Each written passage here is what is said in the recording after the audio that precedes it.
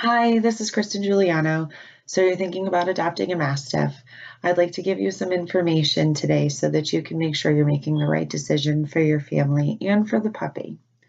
According to Maria McCutcheon, who wrote an article for puppypoob.com in October of 2017 called 7 Special Tips for Taking Care of English Mastiff Puppies, she says that starting training is imperative immediately.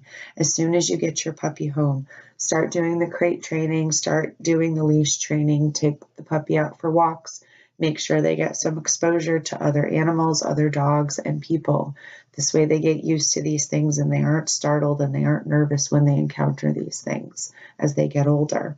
It's also extremely important to start grooming habits early.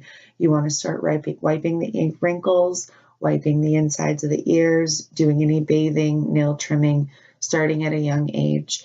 What is easy to do on a 25-pound puppy is not going to be easy to do on a 220-pound mature dog who is resisting you. The next thing I'd like to go over is the special care that Mastiff puppies need. They grow extremely fast and they are extremely lanky and awkward.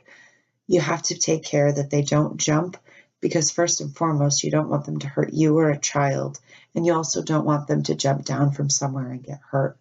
You don't want them to do any stairs, so try to avoid stairs at all costs for the first 2 years. You just don't want them falling, and they're really unsure of themselves and really high from the ground, and it's just a recipe for disaster. The next thing that you really need to watch out for is not over-exercising a puppy. Because of their long, lanky limbs and their awkwardness, they are susceptible to falls, limb breaks, and muscle tears. These are not things that you want to put a puppy through, not only because it's going to hurt the puppy, but you'll also be dealing with some really large vet bills, which we will get into in a minute or two.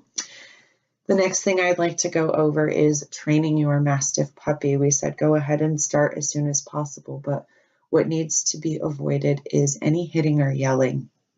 Mastiffs tend to be extremely sensitive breed, and they don't do well with being yelled at or hit. You don't want a 220-pound nervous or anxious dog. You want a nice, calm dog who's obedient. So really, a firm voice and consistency is all it's going to take, because I assure you, the life of an English Mastiff is purely to please their master. They want nothing more to be around you and to please you. The other thing that I would like to go over is feeding. And I know what you're thinking, yes, big dog equals lots of food, and you are correct. There really is no formula to feeding them. You start off as puppies with a cup at a time, 3 to 4 times a day, and you adjust it as they need it. You'll notice that when they want to eat more, they're going to hang around their dish after it's empty, and they're going to wait for you to put a little bit more. Go ahead and do that. That's them telling you, hey, I'm growing, I need the calories. If you notice that your puppy is backing off and not eating quite as much and maybe leaving a little kibble in the dish, go ahead and back off on what you're feeding, because that's him telling you, hey, I'm not growing right now, I'm good. They have great internal mechanisms for not overeating. The reason why you want to split their dishes up into 3 to 4 times a day is to avoid a condition called bloat. This is when the stomach can twist and it can be fatal. Most oftentimes it is. And if it's not, I assure you it's extremely expensive to take care of at the vet. And it is very, very important to watch out for the signs. If you'd like to find out more about bloat, you can go ahead and visit the Mastiff Club of America at mastiff.org and look under frequently asked questions. They've got some answers about bloat and the care of a Mastiff. The next thing I'd like to go over is grooming. They're really low maintenance. They do need a brush once a week, but that you can just use as bonding time. They will shed a little more during the spring and the fall when their new coats are coming in and their old coats are shedding. Bathing every other month. They're not really dirty dogs. Spot cleaning is fine.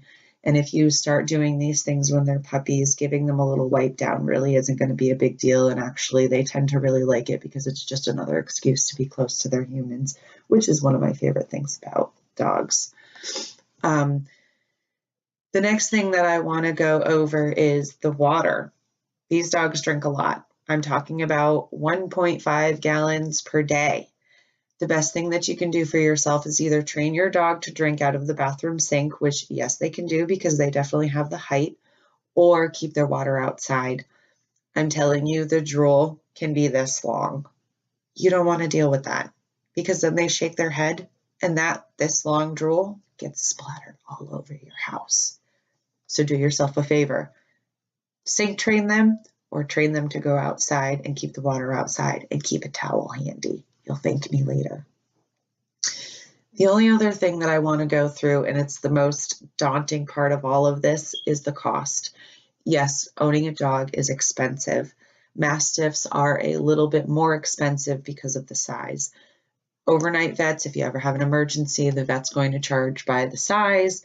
So my little 25-pound pug is going to be way cheaper to keep overnight at the vet than my 230-pound 2-year-old Mastiff. This is something you're going to want to keep in mind. They are quite expensive dogs, running between $1,500 and $2,000 a piece. And then you have their first 2 years of care with their neutering and their stomach tacking, which is another method that you can use to prevent bloat. It's a procedure that the veterinarian does a couple of stitches tacking the stomach to the rear spinal wall to make sure that it stays in place and doesn't twist. It's a great preventative measure. It is up to you and your vet, so that's a personal decision. But just be aware that the price of food is going to be a little bit more, the toys are going to be a little bit more, the beds are a little bit bigger, so they're going to be a little bit more expensive. And these are just things that you want to keep in mind before you decide to go and adopt a Mastiff puppy. However, if you should, I assure you, it's one of the best dogs that you can have. Enjoy your puppy.